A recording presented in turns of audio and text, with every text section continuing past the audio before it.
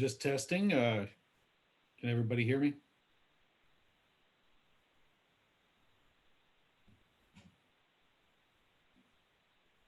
Okay. All right.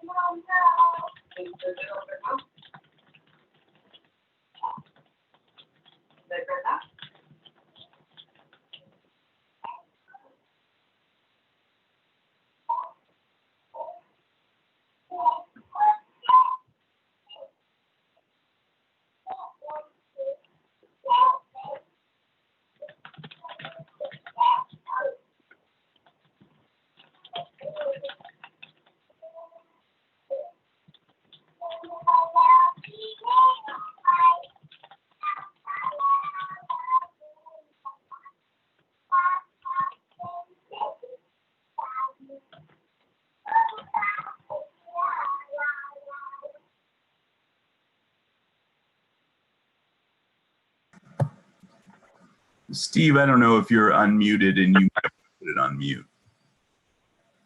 We'll get started here in a second.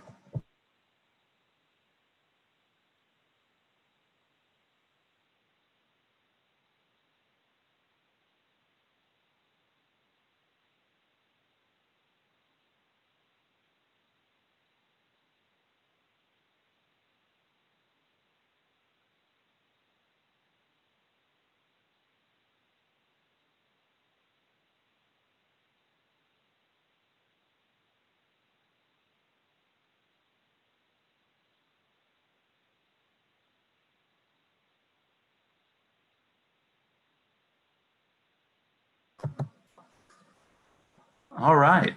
Well, I think let's get this kicked off. I think we've got everybody with us. And so welcome to this Election Assistance Commission Roundtable. My name is Ben Hovland. I'm the chairman of the U.S. Election Assistance Commission. I'd like to welcome all of our speakers today and welcome everyone who is watching this virtually. This EAC Roundtable is going to focus on voter registration during the COVID-19 pandemic. This is the EAC's fourth discussion on the COVID-19 pandemic response, and these ongoing conversations are certainly critical as November 3rd quickly approaches.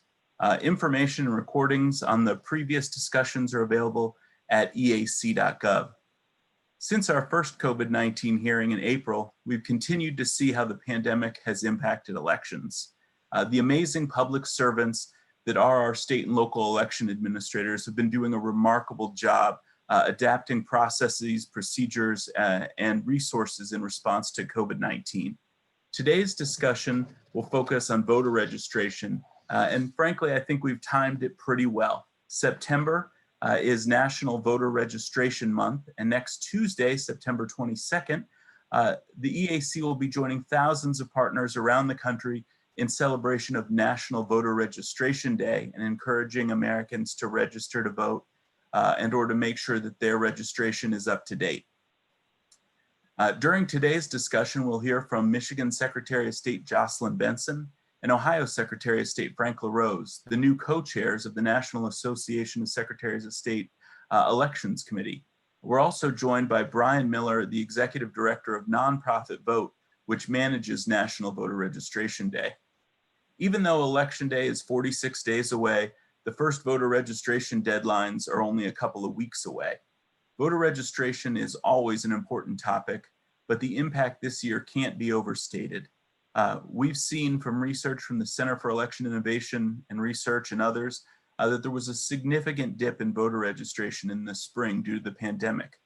We know that every plan to vote starts with voter registration, except in North Dakota, and we know the impact of having a current up-to-date registration. That ensures voters get their mail or absentee ballot they requested delivered to them if that's how they're choosing to vote this year. Or if they need or want to vote in person, it ensures they don't have to fill out a change of address form or a provisional ballot in the polling place. That reduces lines and makes Election Day better for everyone, better for voters, poll workers, and election officials. Today, we hope to dive deeper into how the pandemic has changed voter registration efforts and how election officials have addressed these challenges. Thank you again to our speakers and everyone viewing this discussion online. And now I'd like to turn it over to EAC Vice Chairman Don Palmer for some opening remarks. Thank you, Chairman Hovland. Americans have faced many challenges this year, and I'm confident that we will persevere and be able to participate in our democracy. It has been a unique year. More things are being done virtually, and includes registration, online registration, an online request for absentee ballots, for example. I'm glad we're having the hearing today and hearing about what the secretaries from Michigan and Ohio are doing, including what other stakeholders in this arena are doing. There is still time to register to vote to participate this year. We're all going to mark down September 22nd as a day that we do this together as we prepare for November. There's been a lot of discussion about inaccurate voter rolls. Now's the opportunity coming up to go online and confirm your registration and make sure that your address is accurate and up to date. So those voter registration deadlines in states are approaching. Let's all make sure we ensure we're registered to vote for National Voter Registration Day, and I look forward to this hearing. Thanks. Thank you, Chairman Holman. You're mute. You're mute. Thank you. Thanks, Vice Chairman Palmer. Commissioner Hicks, any opening? Yes, thank you. Voter registration has historically presented challenges for voters and election officials. Voter registration requirements vary from state to state. Some have shifted to a hybrid model of registration. Some offer same-day voter registration options. And some states still present more challenges for voter registration than others. For example, some states do not offer online voter registration as an option, making it more difficult for voters to register to vote during this pandemic. These challenges times cause voter confusion, making the ordinary task of voter education and outreach more difficult for election administrators during these difficult times. With the presidential election less than 50 days away, several states are now facing these challenges, compounded by voter registration deadlines. Election officials are now in a race against time to adequately inform voters regarding voter registration nuances to ensure that they are ready for the election, but also have to do so with deadlines looming. I look forward to hearing from our guests today at today's roundtable. Thank you, Chairman. Thank you, Commissioner Hicks. Commissioner McCormick. Thank you, Mr. Chair. The coronavirus pandemic certainly has provided challenges to our method of voting this year, and voter registration is no different. The impact that the reduction of in-person and traditional voter registration services has does not only affect voters. Election administrators have had to make operational adjustments to account for changes in receiving registrations to maintain safety in their offices and to their personnel.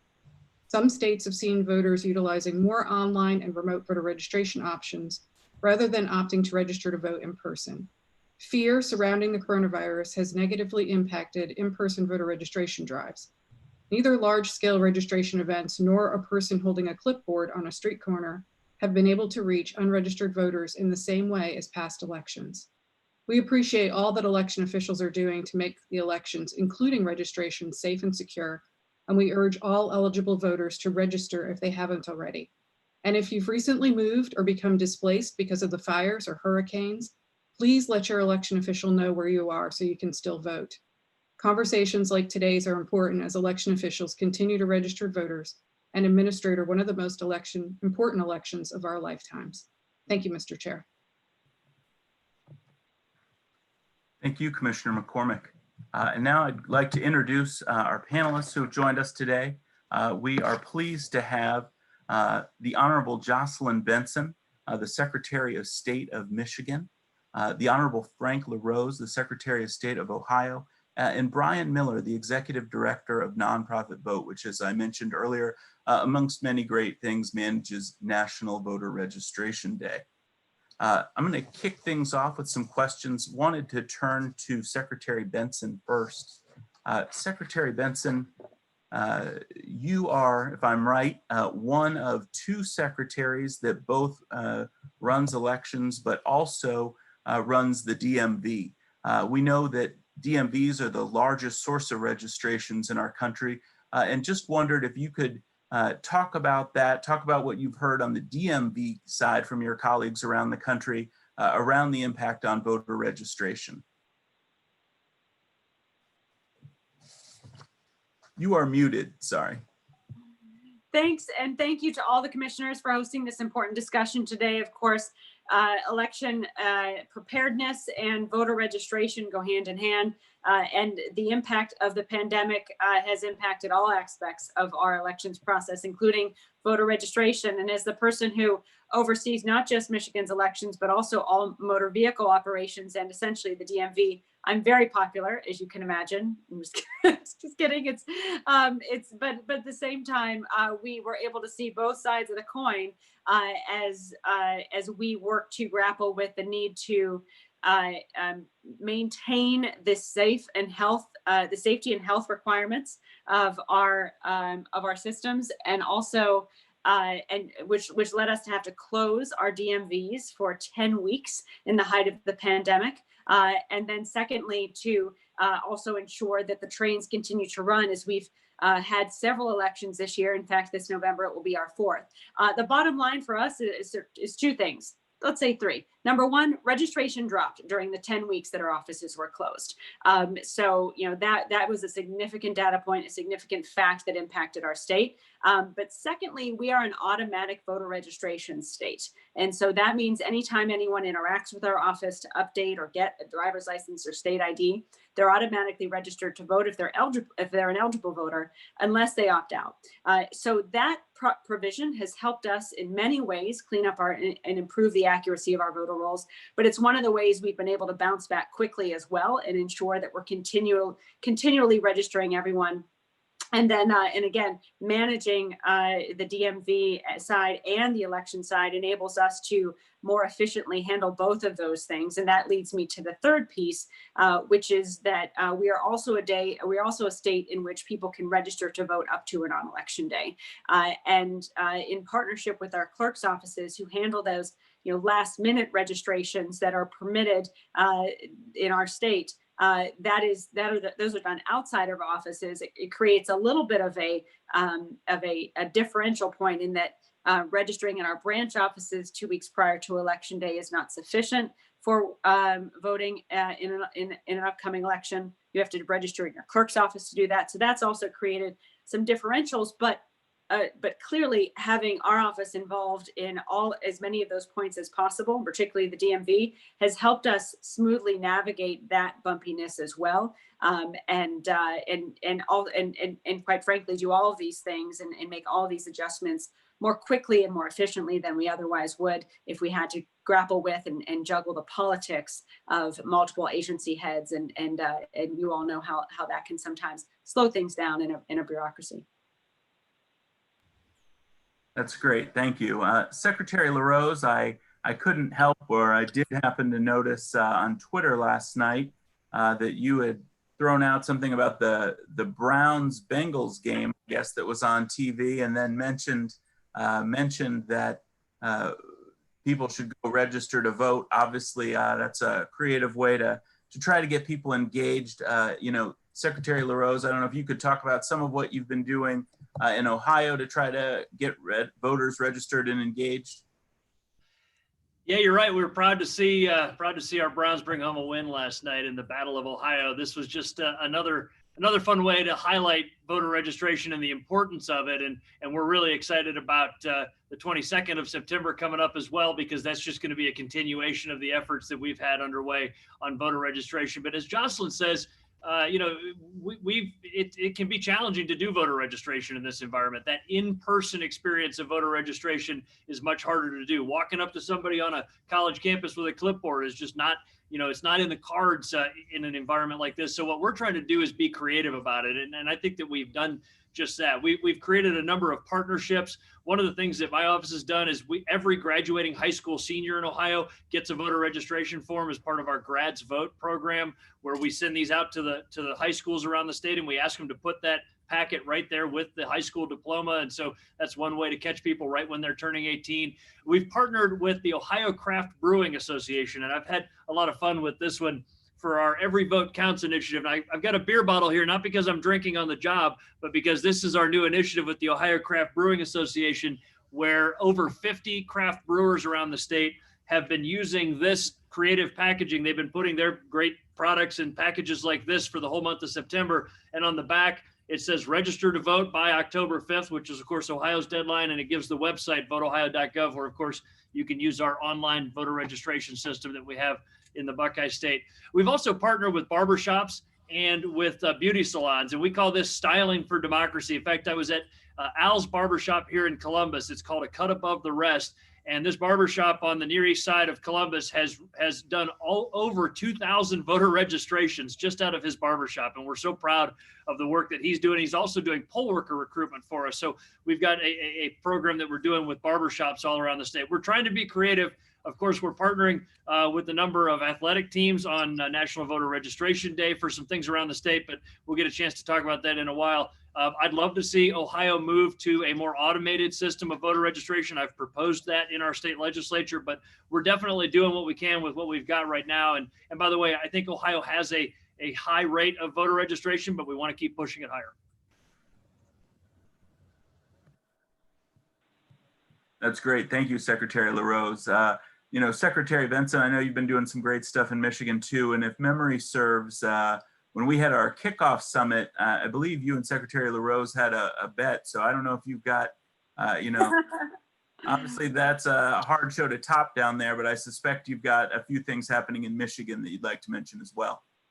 Well, yeah, certainly. I think Secretary LaRose's point is, underscores the way in which election administrators have been able to successfully adjust and adapt this year is through innovative partnerships, whether it's through ensuring voter registration remains on track or that in every other way we're prepared for November. Those partnerships with barbershops, with private companies, with employers, with sports teams have been critical at helping us meet every need, from alleviating poll worker shortages to ensuring voters know how to vote by mail if they want to, and then enabling people to register to vote. And so we've both partnered with the More Than a Vote effort led by LeBron James that's been amplifying the importance of registering to vote and ensuring voters of all backgrounds know exactly where to get trusted information, both to register and about how to cast their ballot this year. And our partnerships in Michigan with college sports teams, with professional sports teams, with employers, with universities and community organizations, that's been key to ensure that we've been able to meet our goal of continuing to make sure voter registration is not a barrier for any eligible voter. I will mention on the bet, Secretary LaRose and I very famously leveraged a bet, about a year ago or over a year ago now, that whoever had the highest voter turnout in this November's election, the loser would have to sing the opposing team's fight song during the Michigan-Ohio State football game this fall. So maybe that's going to happen. I'm not sure. I mean, I know Frank thought he was off the hook. I think he's probably still going to have to sing the Michigan fight song at the Ohio State Michigan football game this year. So we'll see, but certainly, I'm really proud and encouraged that that Michigan, as well as Ohio and many other states, are seeing an overwhelming number of people wanting to register and participate in this year's election, because that's a good thing for democracy. Of course, when we have high rates of voter registration, both in Ohio and in Michigan, it benefits Ohioans and Michiganders. But we had to make the wager about voter registration because what happens on the football field has gotten predictable over the last couple of years. We'll see. Any given Sunday or Saturday. Thank you both for what you're doing. If there isn't a public forum, I'm sure we can find a way to host you for whoever has to sing. But you both mentioned the importance of getting community involvement, getting other partners involved. And so, Brian Miller, I'd like to ask you really quickly to tell us a little bit more about National Voter Registration Day. And again, it's right around the corner next Tuesday. But so for anyone sort of watching this that doesn't have a plan yet on how to be involved, if you could talk about how they can engage and really, hopefully make this a record-setting day. Thank you, Ben. As you mentioned, we're basically this is a very collaborative holiday. Obviously, it involves election officials, it involves, corporate partners, nonprofits, and many others. We simply do the administrative backend, which means we manage the website, all the social assets, we recruit the partners, and we send out thousands of posters, stickers, and this year masks to our partners around the country that are doing voter engagement work. Obviously, the holiday started in 2012, and I'm glad to say we were one of the founding partners of the holiday, along with a few other groups and NAS that first year. It has grown over the years. As of 2017 is when we took over management of the holiday. And really, it has been exciting. The last few years, the amount of growth this holiday has seen and the expansion across the network has been pretty dramatic. And we can now say we've registered over or close to 3 million voters since the holiday began. Half of that was in the last 2 years. And that just tells you the level of the speed at which the holiday has been growing. Our goal this year, and I think, as you all mentioned, we've got, the things that COVID's impacting, obviously with the DMVs, which we already talked about, the halting of field programs, and the expansion of mail-in ballot, which, as has been noted, is all the more reason people need to be registered at their current address well in advance of the election, right? And so with these challenges, we're really excited to see that our partners are rising to the occasion, and we are already at a record year for partners. Hopefully that'll translate into a record year for voter registrations come Tuesday. But when it comes to the major national partners, we now have over 100 national partners, premier partners. That's double what we've had in prior years. And that includes a lot of first-time corporate partners that are getting involved for the first time this year, like Walmart, like Target, like Aflac, like Allstate. Some of these, like Aflac and Allstate, are doing employee-facing work, engagement campaigns. Bricks and mortar places like Walmart, they're going to be running announcements over their PAs in all the stores across the country on Tuesday. We also have just about every digital platform you can think of, and you all have seen they've done work before, and they're doing it again this year and upping the game. So Facebook, Twitter, Google, go down the line. Those platforms are going to be lighting up on Tuesday, and as we get towards National Voter Registration Day. We've got a slew of media companies from Viacom to Country Music Television, MTV, and so on, that are going to be promoting the holiday on screen, on live television, so you can see the tickers running across the bottom of the screens. And of course, a lot of the big nonprofits and associations, everyone from the League of Women Voters and groups that do voter engagement, it's in their DNA, to a lot of groups that are doing it at special, like the Electrical Cooperatives Association or MOA with the Military Officers Association, are doing engagement work. And of course, state and local election officials all across the country that are partnering in some cases with these community groups or doing it out there. So again, we have more partners this year than ever before, and so we're really glad folks are rising to the occasion. We can say the same thing on community partners. We were concerned that number would be suppressed a lot by COVID. But we've actually just broken our record for community partners with over 4,500 partners signing on. And that's local libraries, high schools, nonprofits like food pantries and health centers and local election offices. So we are gearing up for what we believe and hope will be the biggest National Voter Registration Day ever. And I think going to the question I think that you asked is what's different this year. And I can get into that now if this is the appropriate time, or I could circle back to that, Ben. Well, let me be conscious of my colleagues' time. I want to make sure everybody gets. I'm sure we'll get to that, but certainly sounds great. And know the EAC is excited to support National Voter Registration Day and be a premier partner. So I'll let Vice Chairman Palmer, if you want to jump in with some questions, that'd be great. Sure, thank you, Chairman Hovland. I wanted to give the secretaries an opportunity to talk a little bit about what they talked already a little bit of what they're going to do for National Voter Registration Day. But what about NAS and your colleagues? If you know some of their plans on how they are going to highlight the day of registration and are sort of educating the public. As an aside to that, it's a sort of a follow-up that I'll ask right now. Is there's never really been a big budget for voter education.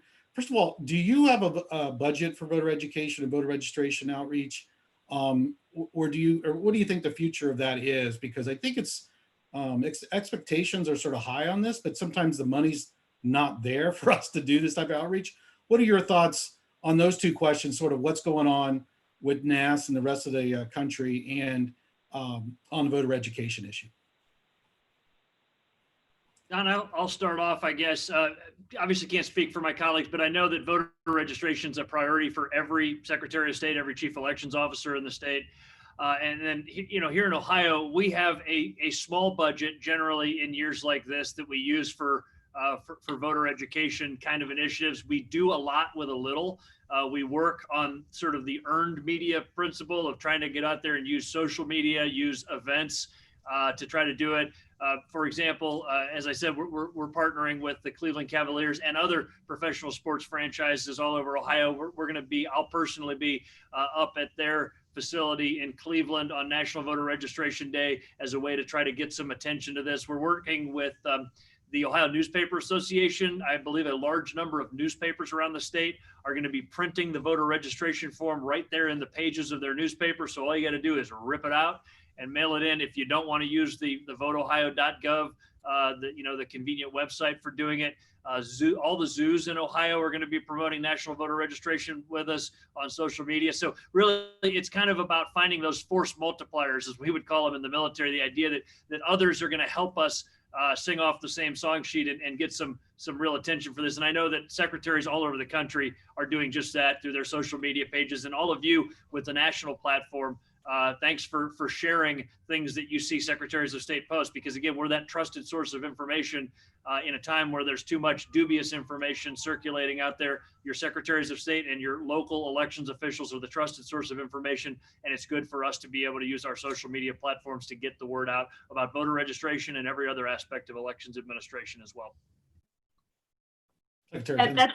That's exactly right. And as we've seen, it's been, and I think our comments today reflect this, voter registration is not a partisan issue. It's critical to all of us as secretaries of state, Democrats and Republicans, to ensure that everyone has the resources they need. Every eligible citizen knows how to get registered to vote and their choices this year for voting. And so that voter education has been key. The partnerships to facilitate that voter education has been key. And quite frankly, organizations like the EAC and NAS that have brought us together to share best practices have also been critical this year as well, because we're doing all of this very quickly. I mean, in this time where the pandemic and the realities of our democracy right now have evolved on a nearly daily basis, particularly over the past 6 months, the more quickly we can learn best practices and implement new strategies. And, I see Rose having a partnership with Kroger. So then we reach out to Kroger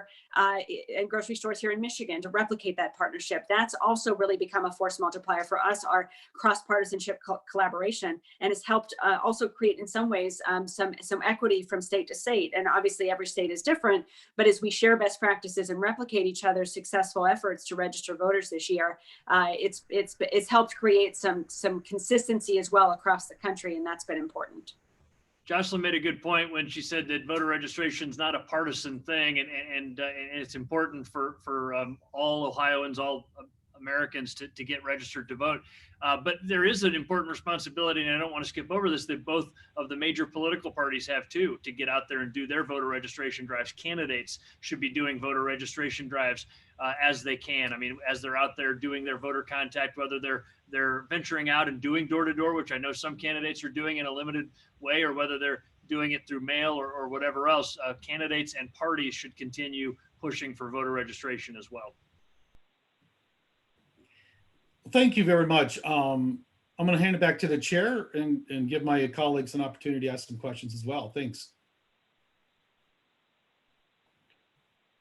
Chairman Hovland. Since he's on mute, I'll just go in. So go ahead. I want to thank you both. Because I know that I've been to both your states this year and seen the amazing work that both of you are doing. And I wanted to give you an opportunity to talk a little bit more about some of the things of voters getting information from you on how to register to vote. Over my shoulder here, you'll see the poster from NAS, which is the Trusted Sources poster that I believe both of you signed for me back in February. Where can voters get information on how to register in your states? We have one portal, michigan.gov/vote. That's where you can check your registration status, update your address if you've moved recently, or register to vote online directly. Importantly, again, Michigan is a state where you can register to vote up to and on election day, and you can access those online tools up until October 19th, which is 2 weeks prior to the election. At that point, from October 20th onward, voters in Michigan have to go and register in person at their local clerk's office. And they can, of course, find out where to go by entering their address at michigan.gov/vote. Importantly, also in Michigan, you can vote early, meaning that it is possible for people to register to vote at their clerk's office, request their ballot right then and there, fill it out, return it, and be done with the whole participation in democracy package. So we're working to again, make things more easily and easier in that way. But we have created that one portal, michigan.gov/vote, for citizens to get all the information they need. Yeah, in Ohio, we're encouraging online voter registration as well. In fact, actually, that was a bill that I sponsored years ago in the legislature, and some of you actually helped to support that with your testimony and letters of support and everything else. So voteohio.gov is the place to go for that. And I'm thankful that a lot of partners around the state have all been promoting that voteohio.gov as the single place to go. So whether you're the Ohio Republican Party or the Ohio Democratic Party, or whether you're any number of community groups that are helping us. I was with a group of veterans, statewide veterans associations yesterday that are helping us with voter registration and poll worker recruitment. Voteohio.gov is the single place where we send everybody. It's that trusted.gov website that people know that they can count on. Of course, for those that want to use the old paper form, we're trying to get those out as well through a whole lot of different ways. I mean, a lot of libraries aren't open right now, but when you find, if there's a library that's open, then they've got forms. Our state BMV offices all have those forms. Thankfully, unlike Jocelyn, I don't have to run those. We've got our Ohio Department of Public Safety that does that work. But they're also available at Job and Family Services offices, so places where people get food assistance and other kind of things. In fact, food banks, for that matter, all over Ohio are passing out voter registration forms and doing voter registration drives. I'm going to be at a food bank in Akron next week doing one of those. They've got a drive-through food distribution where we're going to be doing a voter reg there, and also absentee ballot requests, because in Ohio, we do have a deadline that's established in our state constitution of October 5th. You have to be registered to vote 30 days before the election. And so we're pushing all the way to October 5th to get as many voters registered as we can. And then, of course, we switch gears, and the next day early voting begins, because in Ohio, we've got a full month of early and absentee voting as well that begins on October 6th. Great, thank you. Brian, it's great to see you again. There are a number of organizations that are doing doing voter registration days. For instance, in watching sports last night, I saw a National Black Voter Day for being sponsored by the Urban League and the NBA and the Players Association. What sort of what other groups? You mentioned Walmart and AFLAC and some others, but are there any other organizations that are that should be that you know of doing more of this voter registration and looking to partner with you, but just haven't had the opportunity to, or are new to this year? We have a lot of organizations that are new to us this year, mostly on the corporate side, I think, because we've always had a strong nonprofit sector engagement with the holiday. We've also always had a strong engagement in groups like, the National Urban League and NAACP are also very much a part of the National Voter Registration Day push, right? But obviously, they want to get that message out specifically about the impact of Black voters, and we certainly support that. Just like we're supporting Vote Early Day, which is happening on October 24th, and there's other efforts that people are trying to organize these day of actions, in some cases inspired by the success of National Voter Registration Day. But we have had a lot of partners. It's just the biggest increase of partners we've seen this year is on the corporate side, with a lot of new corporate partners. But we have added a number of, like the American Library Association is now actively promoting it all across the country. They've been very, very engaged. I think we have the National Congress of American Indians for the first time, and they're doing voter engagement work out on reservations. So there's a lot of new groups involved as well. So it's really exciting. Hey, if I can add, there were two other cool ideas that we've seen in Ohio that I just thought of, that I just opened my water bill at home the other day, and the city water department is mailing out a voter registration form with everybody's water bill. That's a simple thing that cities, townships, counties all over the country could be doing, as they're sending out water and electrical or sewer bills or whatever it may be, including that voter registration form in there and instructions about how to send it back. And there's also a group that's been going around, and they've been putting these little installations in public places where they've got like a inflatable T-Rex. I think that's just there to get your attention. And then next to it, they've got a waterproof box like you would see outside of a home for sale or whatever else, and a big sign that says voter registration forms and absentee ballot requests here. And so I think, groups like that are great. And I love the creativity that people are bringing to the fight here to make sure we get everybody registered, and in Ohio that we get them absentee ballot requests too. Great. So in order for us all to be able to have time to ask questions, Commissioner McCormick, do you have any questions that you want to ask? Yes, thank you. And thank you to our participants today. We really appreciate you being here. Voters with disabilities may be disproportionately impacted by the availability of in-person registration services at this time. So Secretary Benson and Secretary LaRose, what are some of the successful initiatives that you've seen that have helped voters with disabilities this year? We've worked to upgrade our systems here in Michigan. Again, the name of the game is partnerships. Partnerships are key. Talking directly to members of the community are key.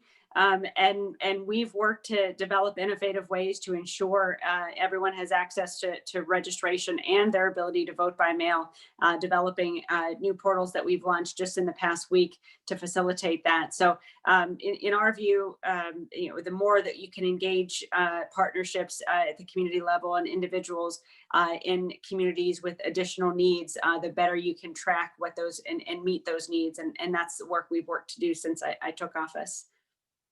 Yeah, I'm going to build on that. We have done the same kind of partnerships with the state agencies as well as the nonprofits that serve Ohioans with disabilities. Just a couple of weeks ago, our office was actively participating with the National Disabled Voter Registration Awareness Week. We did a variety of web events surrounding that to get that out to the community. Of course, we maintain an ADA accessible website. We have a full-time member of our team named Nate Fernandez, who's a great guy, rock star, that every day is making sure that our website is available, particularly to those with visual impairments, and so that it's an accessible website that they can use. This is something that we pride ourselves on here in Ohio, as far as making sure that voting is accessible to every Ohio. And that means not only the physical accessibility of the sites, which we focus on quite a bit also, but voter registration through our website and through partnering with agencies and nonprofits all over Ohio. Thank you. Mr. Miller, do you have partnerships with disability groups? Yeah, the National Disability Rights Network is actually on our steering committee. And so we've really worked with them to make sure a lot of our web content and the material that we're pushing out is, ADA or is accessible.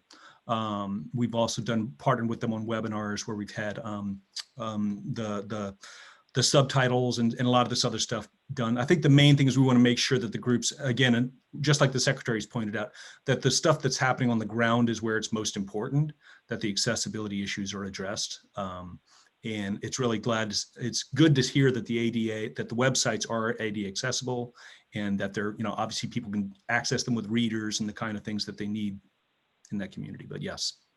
Great. What are some of the most successful or fun initiatives that you've seen some of the partners do, Mr. Miller? I think there's a lot of, because a lot of this is happening online. I know there are some groups that are doing they're trying to make and we're all zoomed out at this point, right? At some point.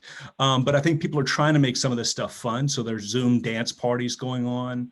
There's sometimes the people are leveraging celebrity voices on a Zoom where people can ask questions and make it engaging and fun activities that they can do online. Most of that is to energize the folks doing the voter engagement work, but a lot of it is, actually directly facing the communities that are happening. That's some of the online stuff that's happening.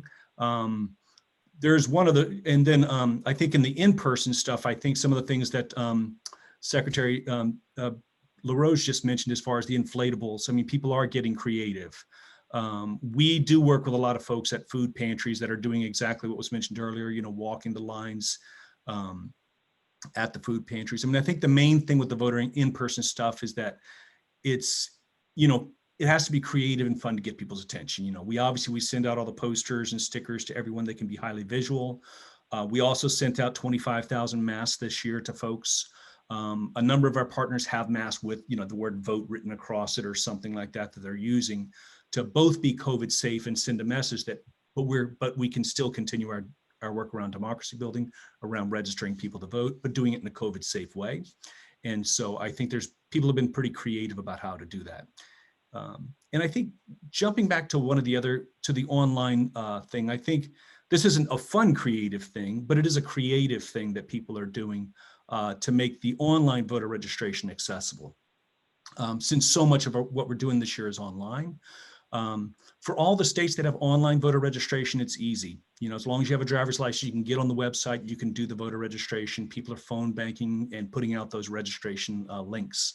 For the states that don't have online voter registration, it gets a bit trickier because you can use that online web form, but when you get to the last page, it says, great, now print this PDF out, sign it and mail it to your local elections office, right?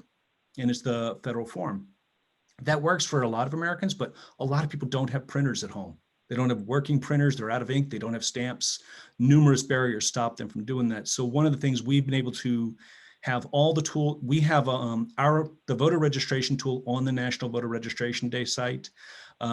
We turned on a print to mail feature, which means when the person gets to that end page and they're gonna have an option. If you have a printer, you can print this form out and mail it to your local elections office. If not, there's a second button which says, please send me a pre-populated form that I just need to sign and return to my elections office. And so we're able to build that, and it's costing us a little money, but it's part of what we think is an important investment in making sure that this online voter registration system doesn't exclude people because they don't have a working printer, or stamps or whatever. Yeah. So what do you think, we've talked a lot about online voter registration. What do you think the future of voter registration looks like after COVID? Do we see a continued upswing in online voter registration and some of these other methods? Obviously, the DMV has traditionally been the greatest source of voter registrations, but what do you see in the future? Secretary Lowe's and Secretary Benson, Secretary LaRose, why don't you go first?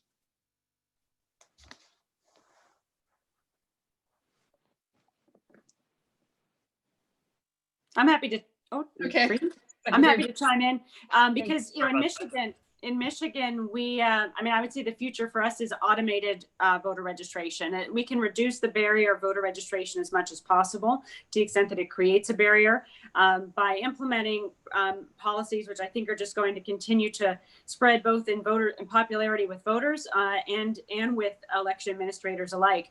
Automated voter registration in Michigan is something that was a voter-driven reform amended in our state constitution through a vote of millions of citizens in 2018. We've implemented it. We were importantly able to implement it in just under 6 months, about 5 months, because we were able to learn lessons from other states, avoid some of their missteps, and also because managing the DMV made things run more smoothly as well.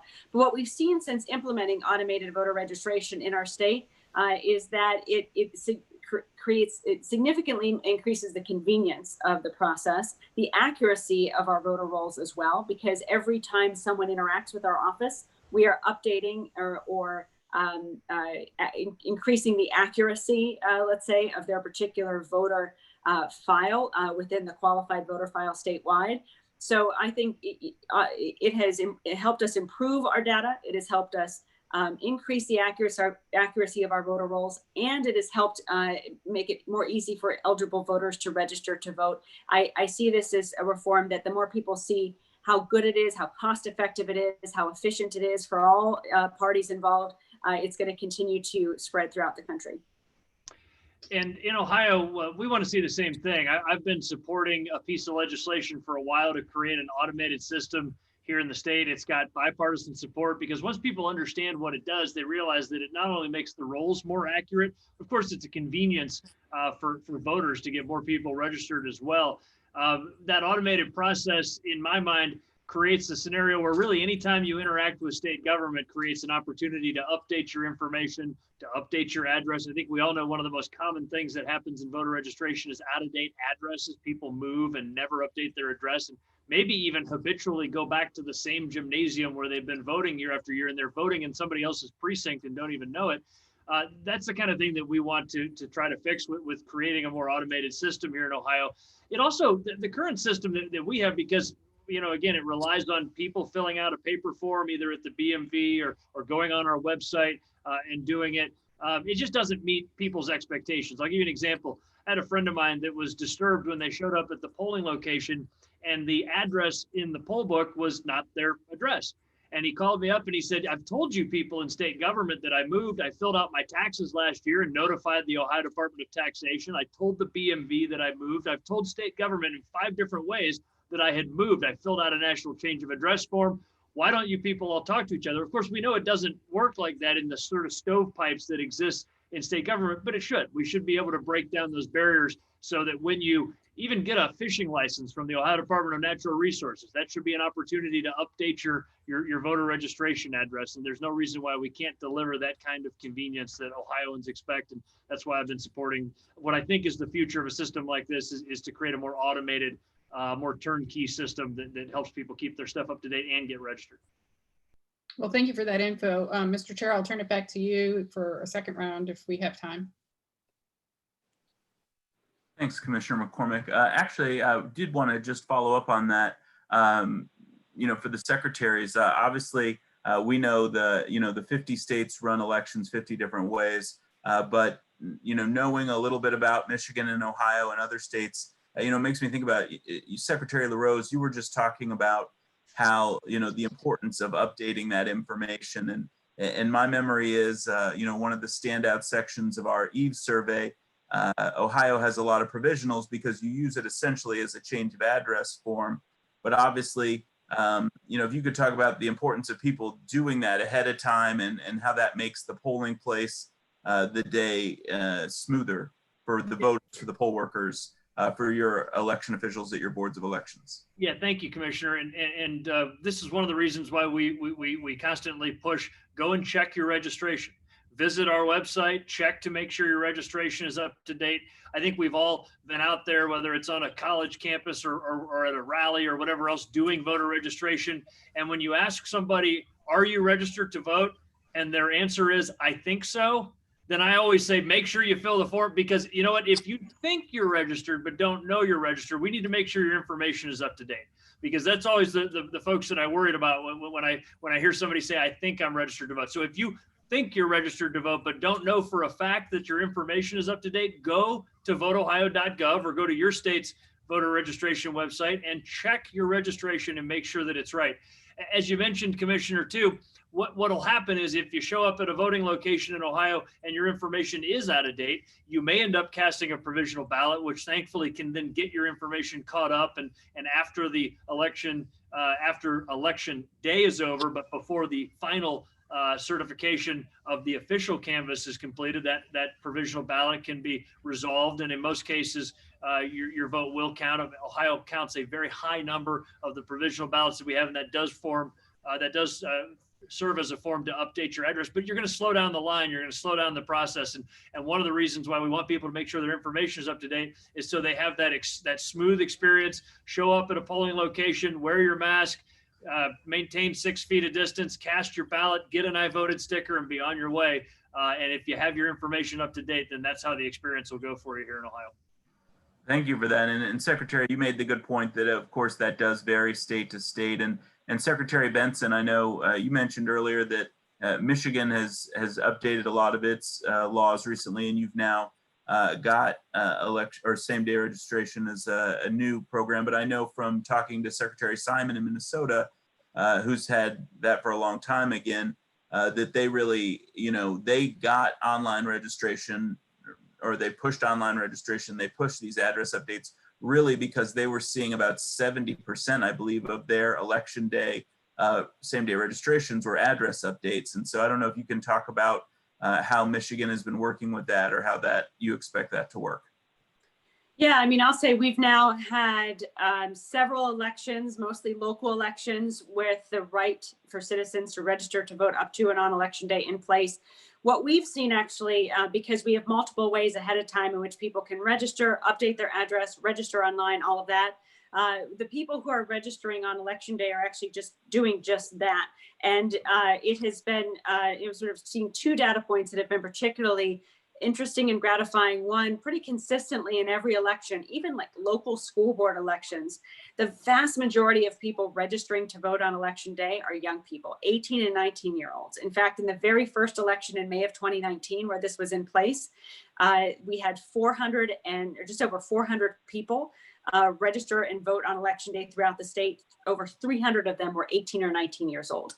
So that to me, and that's stayed consistent ever since then. And then that overlays with another data point we've seen, which is for the most part, this is, we'll see maybe a dozen or so, even in a significant election like a presidential primary, a dozen or so people come in on election day to register to vote at their clerk's office, which is where it has to happen, except in college towns, where we have seen, and particularly in our presidential primary in March, there were 6 locations in our state where we saw a large number of people registering and voting on the same day. And those were new registrants, all of them, but college students in Ann Arbor and East Lansing and other college communities throughout Michigan, where we saw that concentration the greatest, and which tells us what we've got to do is do more ahead of time to register those young people so that they don't feel or they don't have to wait until the last minute. That's great. Well, thank you for that. I'll turn back over to Vice Chair Palmer. He's got another question. Sure. My question for the secretary is obviously overseas voters and military voters, they're in a unique position. What have you seen with your federal postcard applications and their online registration systems with those voters? Have you seen that work effectively over the last couple of years, and how do you see that working this year? Well, I'm excited to say that today is actually the day that UOCAVA ballots begin going out in Ohio, and I think in every state it's required to start no later than tomorrow, if I recall correctly, 45 days before the election. And so around Ohio, we're sending out a lot of overseas and military ballots as we speak to those that have requested them. I can tell you that the demand has been high this year. We've got a UOCAVA coordinator here in our office that focuses entirely on that overseas community, and particularly building relationships within the military community. He himself is a wounded warrior and fellow veteran like I am, and so he's built relationships with those National Guard and Reserve units here in Ohio, as well as with the active duty counterparts. And so I think that the way we do it in Ohio works well. Of course, there's always room for improvement. I think a lot of times too, it relies on the family members of the folks that are back here in Ohio to serve as an advocate for their overseas loved one. As well. I find that a lot of times it's the mom or dad that's helping their son or daughter who's overseas, reminding them to request their ballot, reminding them that, for example, in Ohio, we can email you your ballot. Of course, you have to go find the MWR somewhere where you can print that ballot off, or maybe the unit clerk in your unit will allow you to print the ballot off at the unit office, but you can print that off. And then, of course, you have to fill it out and manually mail it back. But a lot of overseas military personnel, in particular, don't realize that that is a service that exists for them. And so we're trying to spread the word on that every way that we can. Yes, and same thing here in Michigan. As many of you know, I'm a military spouse and have spent a lot of time on military bases. And so we've been now preparing to send out our ballots as well to our military and overseas voters. Those ballots are accurate ballots, no matter what you may be hearing. They're accurate ballots, and we're proud to be getting them out to our military and overseas voters, either through the mail or electronically, and then working to make sure they can get back on time, which is an ongoing effort as we work with our legislature to update our laws to allow potentially the electronic secure return of those ballots. It's something I've been advocating for as someone who experienced firsthand how challenging it is when a service member is deployed and needs to vote in a major election or in any election. Registration is the same piece. Of course, having online registration available increases the accessibility of that portal. And then it gets back to education, making sure that you build those partnerships, that you're talking regularly with military leadership in your state state and at bases throughout the country and overseas that have large number of members of the military from our state there, to make sure that they have access to trusted information on how to get our service members and their families registered to vote and ensure their votes are received and counted on time. That's very encouraging to hear. Tom, do you have some questions as well? I know you had a few. Yep, I have a couple quick questions. One, again, I want to thank you both for what you do. I think doing this in a bipartisan manner has done nothing but increase faith in our democracy and that people can work together even though they're different parties, similar to the way that we work on this commission. And I would ask that you archive some of these things that you're doing, because here we are. I think this is a historic moment in our country.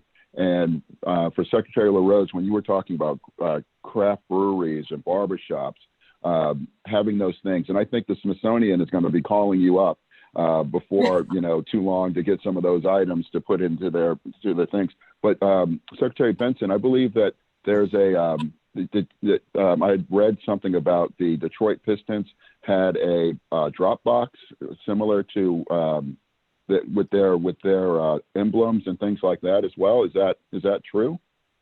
Yeah, so we're proud that Detroit is the first city in the country where all 4 sports teams have been investing in a really innovative way in our election system this year. The Pistons were the first out of the gate to allow, and they're allowing ballots to be returned at their training facility through a branded drop box. They're also hosting the receiving boards in Detroit at the end of the night alongside the Lions in Ford Field. And what that means is at the end of the night, every precinct and the ballots, those paper ballots and machines in every precinct will be delivered to the Pistons training facility and to Ford Field with the Lions facility. And it's there that those ballots will be secured and prepared for any potential recounts or anything like that. So they've stepped up and played a meaningful role in the actual operations of our elections at a time when we need more facilities to be available that allow social distancing for our election workers. And then at the same time are leaning in a significant way to educate voters, not just about how to get registered to vote and all the ways to do that this year, but in the ways in which the pandemic has created options for citizens to vote this year and helping us educate voters about those options. So the Pistons were the first. The Lions quickly joined and followed suit with many of those same voter education pieces in place. We've got the Tigers and the Red Wings as well. And I hope my colleague in Ohio will soon have Cleveland and maybe even Columbus teams on board for the same type of great partnerships. That would be great, because I didn't know that Cincinnati had a professional football team before Commissioner Masterson joined us. So I want to pass it on to Commissioner McCormick for any. Thank you, Commissioner Hicks. I want to give Secretary Benson a chance to answer this question. What are some of the other things leading up to Election Day that you want your voters to know? I know you might have to depart early, so I want to give you a chance to say that. I have a few more questions that I've heard from voters that I'd like to ask, but I want to give you a chance to answer that. Well, as we lead up to the Election Day, what we want voters to know are their options to ensure their ballots are cast and counted, and the options they have to vote this year. Right now, they can request that their ballot be mailed to them, and in doing so, they can do that online or at a form on our website. And then on top of that, beginning September 24th next week, they'll have the opportunity to go directly to their clerk's office and request a ballot in person right then and there. So there's multiple ways that people can get a ballot early this year, and then there's multiple ways to return it. You can return it in person at your clerk's office. You can return it via a local drop box, and we've installed close to 1,000 across the state. And next week, you'll be able to find your local drop box at michigan.gov by entering your address. And they can also, of course, return those ballots through the mail. And all of that to say is you've got early voting in person at your clerk's office, voting by mail, or with the Dropbox return option. And then you also still will have that ability to vote in person on Election Day at your local precinct. They will all be open and importantly available if a citizen were to go to that local precinct. They'll be met with election workers with masks and sneeze guards and gloves and sanitizer and social distancing guidelines in place to protect their health as well. Great. I've heard a few questions from voters, and maybe we can sort of quick go through these. One of the questions I've heard is, what happens if a voter moves to a new location after the voter registration deadline? What do they do? Well, in Michigan, you can register to vote up to and on election day. And so if you, first of all, if you want to update your registration, you can do so at any time. In the 2 weeks prior to election day, however, we do want you to go to your local clerk's office and do that in person to make sure you're able to vote in that particular election. But we also at michigan.gov/vote have a portal for citizens to update their driver's license and their voter registration address at the same time online. So I would encourage everyone to go to michigan.gov/vote and find out the information that best suits them, and we'll work to make sure their address is up to date in our system. Of course, in Ohio, with our constitutionally set voter registration deadline of October 5th, 30 days before the election, if you're planning on moving and you have that address, you should go and update your address at voteohio.gov so you can be prepared to vote at your new address. Or if you, whatever address you're registered to vote at as of October 5th, once that deadline passes, then that'll be your voting address for the 2020 election cycle. So another question I've heard was, can 17-year-olds vote who will be 18 by election day? Can they vote early, and can they or vote by mail? In Ohio, 17-year-olds can absolutely submit a ballot as long as they're going to be 18 by election day, and that's when the ballot will be actually counted. And so that's what matters, is that as long as they'll be 18 by election day, then you are eligible to take advantage of any of Ohio's 3 great choices: early voting, absentee voting, or in-person election day voting. And also in Ohio, 17-year-olds that are going to be 18 by the general election can vote in the primary as well. And so it's something that we work to publicize. Often not many people take advantage of that, but we work to make sure that 17-year-old Ohioans do know that. And by the way, in Ohio, 17-year-olds can also be poll workers as part of our Youth at the Booth program. And by the way, we're seeing great participation with that, having partnered with the Ohio Social Studies Teachers Association, and they're working to bring that message to high schools all over Ohio that 17-year-old high school seniors can sign up to be poll workers. That's great. Also, one more question I've heard from people who are interested in registering to vote. If they register to vote, will they be automatically signed up for jury duty? And this may vary by state, but this is a question that I've received from some voters.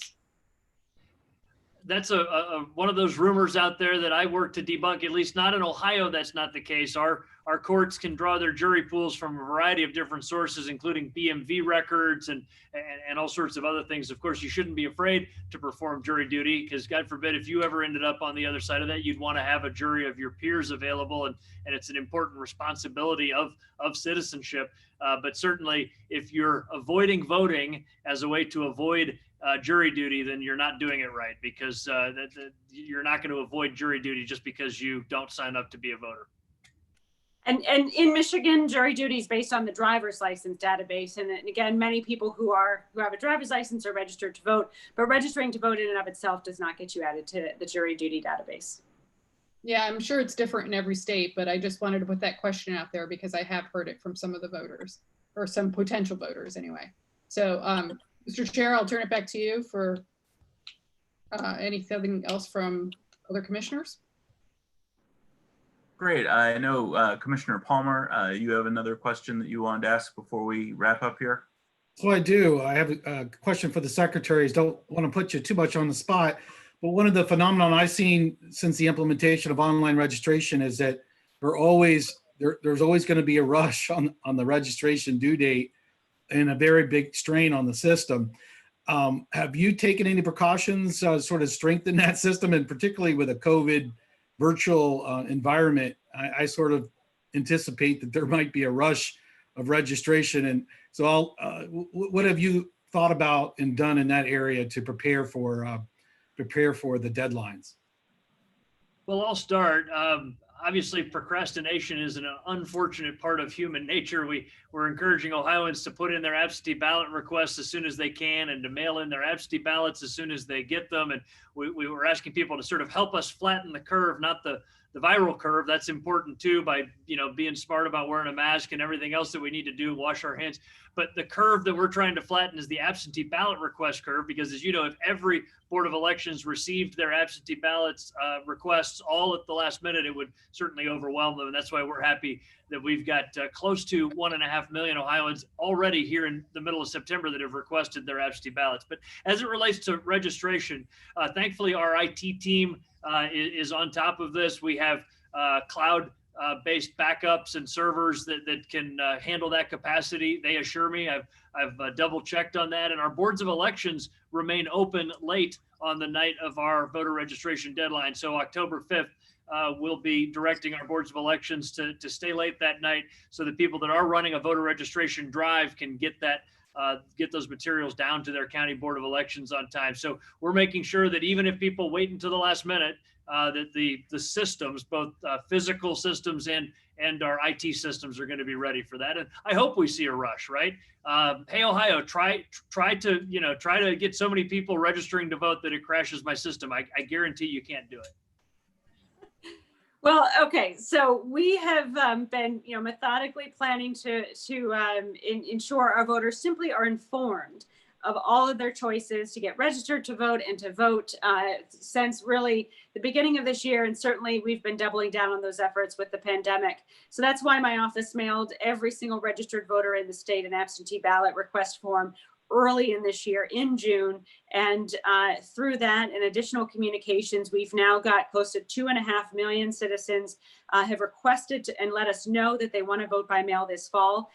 That's helped us plan and avoid any kind of last minute surges, or at least be prepared for them, meaning that we anticipate we'll still get another probably 500,000, maybe more citizens continuing to request to vote by mail in the lead up over these next 6 weeks. But we've, I think, spread out the system enough to be prepared to withstand that. That said, we are in Michigan going to be dealing with record turnout and record numbers of citizens voting by mail. We're going to blast through both of those past records, and because of that, we do need to be prepared for surges on the system at any point. It was same with voter registration.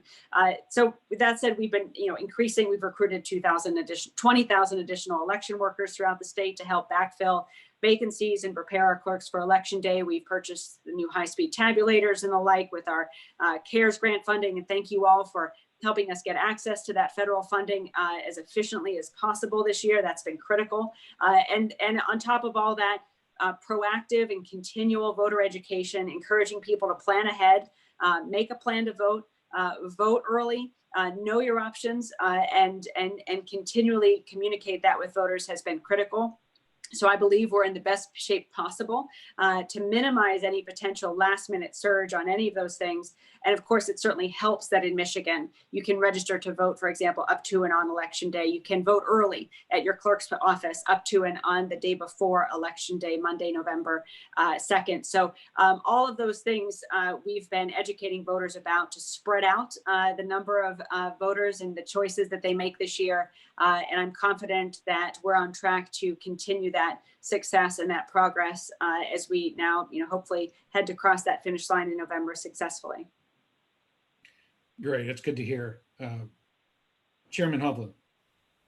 Thank you, Vice Chairman Palmer. And I think that, really appreciate our panelists being here. I think this was some great information. It's a reminder of the importance of hearing from your state and local election officials. Obviously, Ohio and Michigan are lucky to have you all both at the helm as your chief election officials in your state. For folks who live in other states, I want to mention vote.gov is a great place to go to get registered. It will get you to your state website for the 40 states that have online registration. So again, thank you to our panelists. Thank you for everyone who was able to join us today. We hope that Americans use National Voter Registration Day next Tuesday and remind friends and family and their networks about the importance of registering and updating their voter registration. I do have a suspicion we might see a new record for National Voter Registration Day, and I hope we do. No pressure, Brian. We'll all be out there spreading the word, so hopefully, undoubtedly, that will be a big success.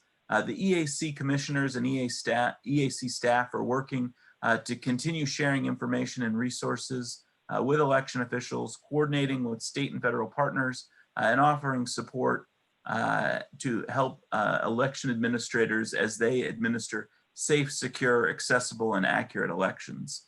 The coming months are going to, or I guess really at this point, the next 47 days, and then maybe a few more for the canvas and certification process. It's going to be incredibly busy, and there's going to be a lot of noise around elections. And so really for anyone watching this, again, just reiterating the importance of getting your information on election administration from trusted sources, from your state and local election officials. Again, today you saw why that matters and what a great job they're doing. Again, if you need to register or update your information, check out vote.gov, make a plan to vote. And if you need to get to your state or local election officials' website, I'm sure Google can help you. The National Association of Secretaries of State also does a great job with their canivote.org website that can get you there. So again, thank you all for joining us. And this concludes the EAC's Roundtable on Voter Registration. Thank you. Thanks, everybody. Thank you.